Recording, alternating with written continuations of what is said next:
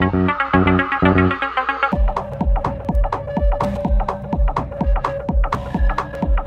I'm Andrew Osborne, welcome to the back of his Teardown Lab. Another mystery kit, a 4017 plus 555. Sounds to me like a flashy thing, and it's got a bunch of LEDs. Ooh, look how lucky we are today, guys, because it actually has a book. So it's not totally mystery, although the bag shows this sort of resistor and LED. I think they just retasked a bit of paper. Oh, I've just thrown all of my components into my pit of crap. Let's have a look at the instructions.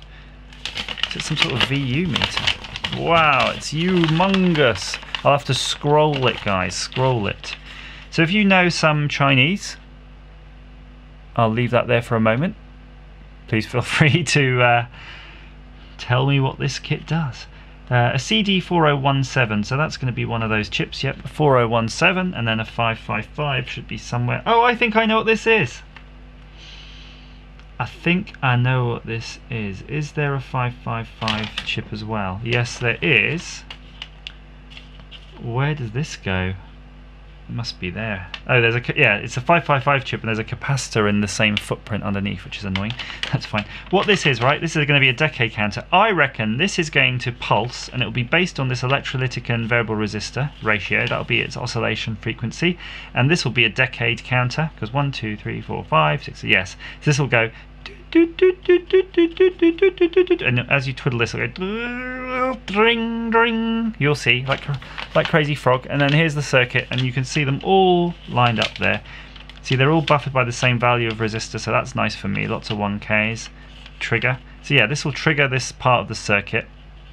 The 555 is going to trigger this decade counter, which will just increment its output on the interrupts, or CLK, as you see here. Click, click, click, click, click, click, click, click, click, click, click, click, click, click, and the LEDs will flash. That's my guess. I'm just going to jump straight in, and oh, I forgot to put my soldering iron on. Come on, Andrew, get your head in gear. I'm going to just jump right in, and I think that's what it's going to do. I'm quite excited because first time I think I've figured it out, because they've made about 200 kits based on the same principles. And I can't remember the chip numbers of those kits, but I'm darn sure it's going to be the same. Let's try to get these legs in. This is the worst chip carrier I've ever seen. It's so flimsy. If I push too hard, I'm going to break the legs. Nope, they're all through. Good. At least it stays in though. See, this 555 timer is interesting because it's got the capacitor, this 102 that I'll show you right here, 104 capacitor. So there should be a little ceramic. I'm not seeing it, guys. Are you seeing it? Have I lost it already? Let me check the instructions. It's a 2 picofarad ceramic. Although here we only see C1 and C3. No, those are 2P. Oh, guys, I'm kind of, I don't know. I don't rightly know. Well, now I've got to check this. Oh, look, there is a 104 here. A 104 PF. Bugger. I'll have to leave that for the end then. It's the problem with these kits sometimes. It's the problem with the kits, and the problem if you don't clear your bench between making kits. So now I've got a bunch of oh, what's that? No, that's just a diode from a different kit. Another spare part. We'll have a route around. I'm sure we can find something in the back orifice to satisfy that requirement. Let's get all these 1Ks in though. That's going to be a bit of fun because it just doesn't require much mental thought on my part at all.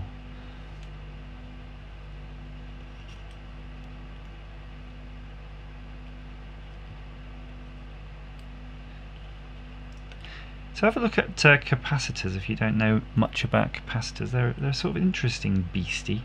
There's not much more to them than you can make a capacitor, for example, using sheets of aluminium foil and greaseproof paper. if you look at something, you know they're always measured in picofarads. Have a look at how big a 1 farad capacitor is. So yeah, so you've got microfarads and picofarads. That's the sort of common values you'll get in electronics. But yeah, have a look at what a farad is. It's a humongous thing. Probably didn't seem that humongous though when you're doing stuff with kilovolts. Tesla coils, all that sort of thing.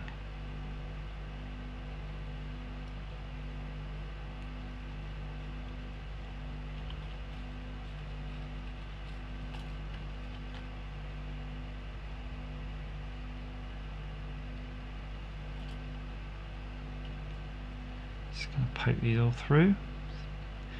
It's time consuming but not really any thought required, so think of it as a little holiday. I'm almost considering not putting anything in on that missing capacitor and just see if it'll work without it. There's a really good chance it will. Then we can always bodge one on if it doesn't.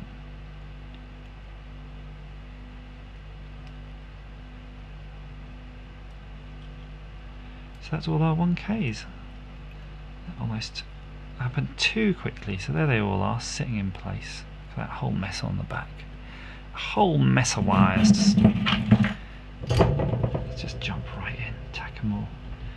So what do you think, guys? Shall I tack them or final solder them? Tack them. Always just do the tacking. In fact, we've not actually soldered in anything yet. I just noticed the IC carrier from earlier is just still sitting there floating. So if these tack nicely, we'll chop all the legs off and then just solder the whole lot in one hit. Yeah, I think there's a couple standing a little proud.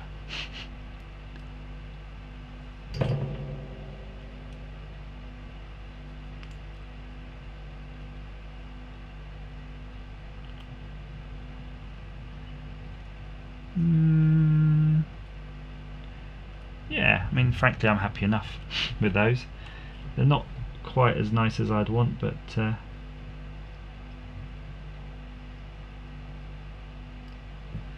let's just chop the legs now. So I can hear outside thunder, which is a bit disappointing because it's the last 2 car boot sales now of the season. Not had really, I've had okay luck this year at the car boots. I've picked up a few bargains, but not really been as active as I normally have in previous years.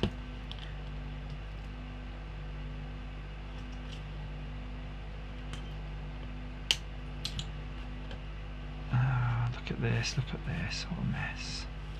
Lost one. And about to lose another. So yeah, if there's thunder, it means it might be deterring some vendors from getting to the car boot sales to sell me their wares. And knowing that it is the last car boot of the season, they'll be trying to get rid of those extra cheap.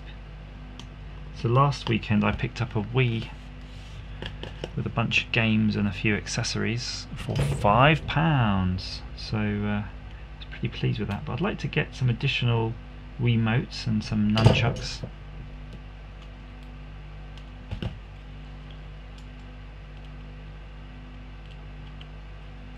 There's our 1K.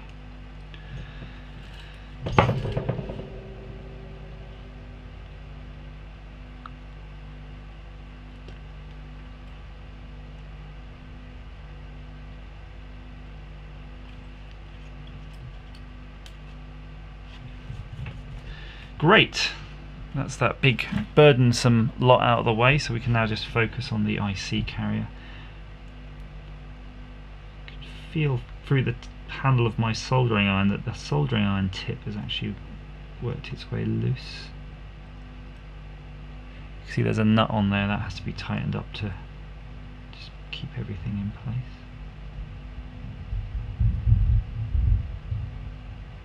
There be thunder.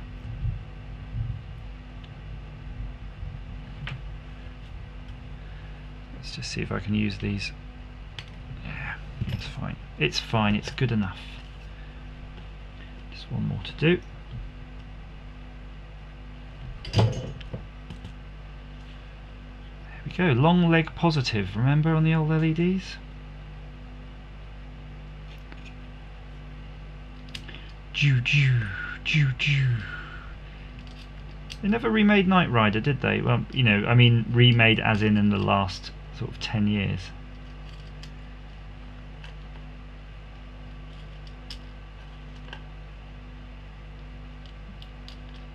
They could bring David Hasselhoff back. Just pop those in there. Now some kits, you see how the LED holes are vertical? Some kits will put them horizontal so you can bend the LEDs so they're sticking out of the case, out of the PCB like that. That's groovy if you're ever trying to mount something like this in a case. You want to keep it slimline, you want to see it end on. Again, we're going to have to tax all of these unless we want a bunch of jiggly LEDs.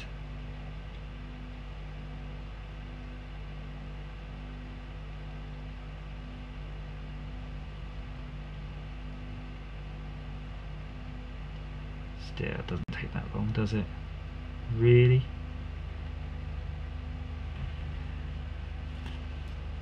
Or you could just leave them like that. It's up to you, really. Your kit, your rules. For me, I can't bear it, man. It has to be made right.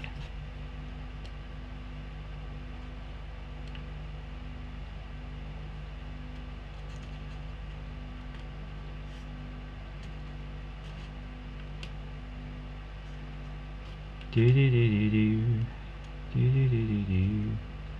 is when you discover you've accidentally, in your haste, pushed all the LEDs in the wrong way round, soldered them all up, and have to remove them all later.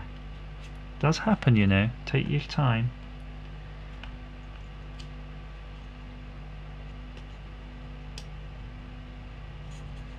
So all the LEDs nicely in a row.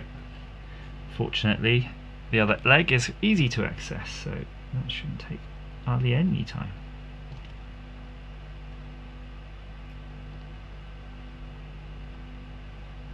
Just letting the soldering iron tip linger slightly on the joint just to put a little bit of extra heat into it.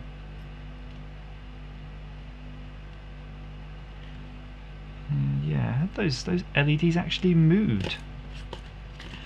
Strange.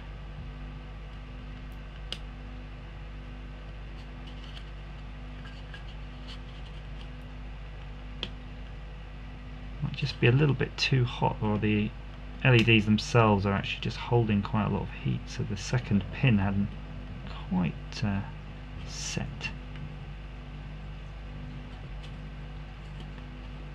That looks right this time. Let's go for the chop, shall we? Ow, ow, ow. It's raining legs. Oh, that one went down my back. Hallelujah, it's raining legs. Ah, one right down me back. That'll embed itself in my buttocks. What's left then? Couple of resistors, couple of ICs, and we're done. So we're just going to go straight ahead and put this IC carrier in there because are we? Yeah, I can bodge a cap on the back. I think it's alright. We'll try it without the cap, and if not, I'll bodge one on. It's fine. You're not going to be grading me on this, are you? A minus. Yeah, definitely.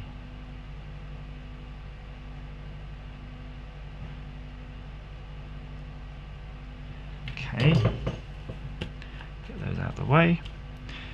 So this will adjust the speed of the whole thing. This variable resistor, 50k. If it ever goes in. Really didn't want to go in, but I forced it. So there's our two electrolytics, both the same value. Let's pop those in afterwards.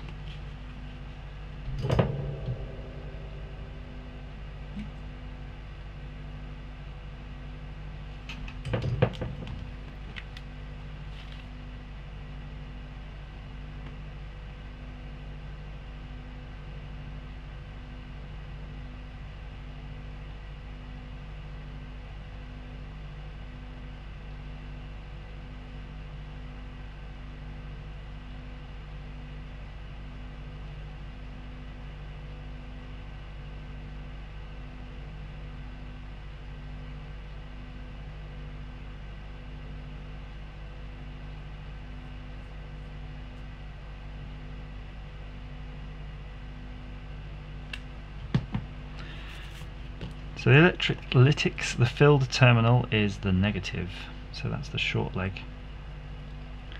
So you see the white bit, that's the negative side. Pop that in like so.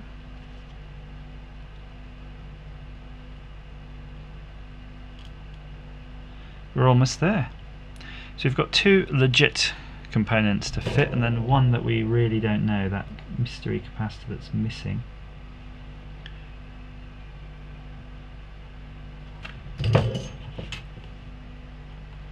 Fortunately, capacitors tend to have the values written on the side, so even though I've got my massive box of random parts, there's some hope that we can find something of the right value. So we've got two resistors left. One of them's a 10K and one of them is a 2K2. That's 10K. And there you go. 2.2-ish.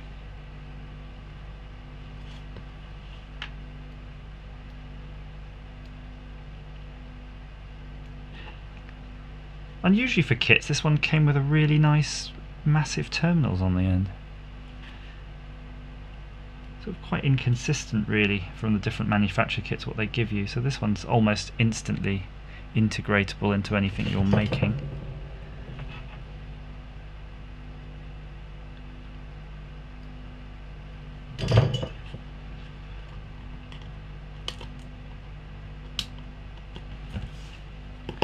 Job's a good one.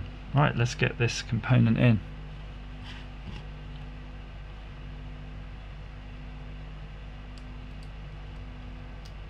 Ah, it's a bit springy. Brilliant, that's in.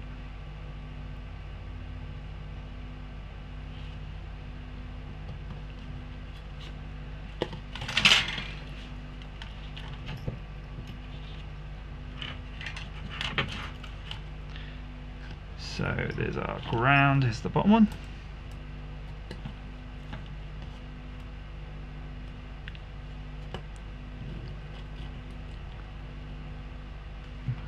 Oh, it's making me work, guys. I'm gonna have to just, you know what, I can't even be bothered to screw it in. I'm just gonna solder them straight on. I know. It's just quicker than tinning it and stripping it and messing around.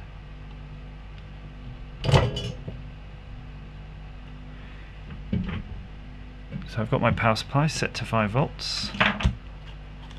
I'll hold that, it's fine.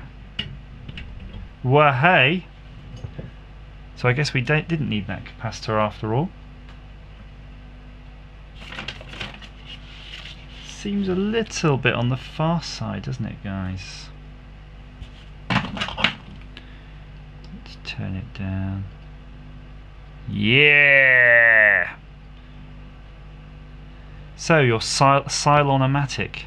Trying to figure out what could we do to, you could slow that even more, probably by changing the value of this electrolytic to something bigger.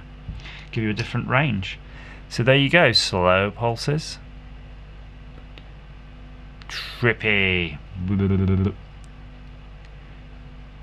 Now depending on the sort of current rating of these LEDs, you could easily replace these with the various coloured LEDs. You might need to change these resistors, but you know, it's easy enough done. How pleasant it actually works.